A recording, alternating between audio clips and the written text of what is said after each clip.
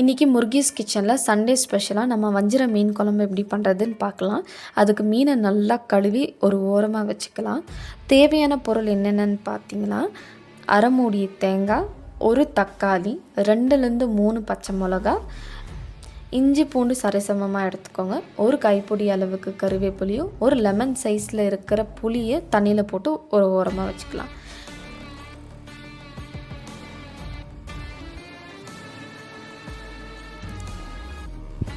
வாங்க இப்போ குழம்பு எப்படி பண்ணுறதுன்னு பார்க்கலாம்.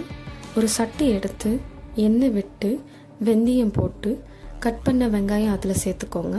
சேர்த்து தேவையான அளவு உப்பு போட்டு நல்லா பொன்னிறமாக வறுத்துக்கோங்க.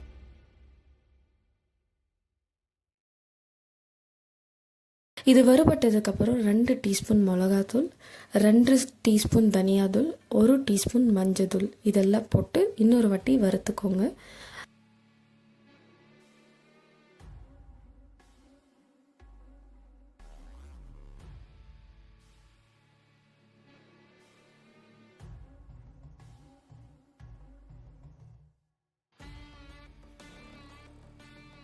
ஒரு கைப்பிடி அளவுக்கு கருவேப்பிலையும் 2 நறுக்கின பச்சை மிளகாவும் சேர்த்து நல்லா தாளித்து விட்டுக்கோங்க.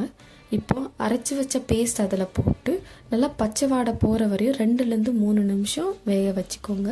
அதுக்கப்புறம் நம்ம புளி தண்ணியை அதில் கரைச்சி ஊற்றி மறுபடியும் கொதிக்க விட்டுட்டிங்கன்னா அந்த பச்சை வாசனை எல்லாம் போயிடும். அப்புறம் நம்ம கழுவி வச்ச மீன் அதில் சேர்த்து 2லேருந்து 3 நிமிஷம் மூடி வச்சுட்டு கொத்தமல்லி போட்டு சர்வ் பண்ணிங்கன்னா வஞ்சிர மீன் குழம்பு ரெடி.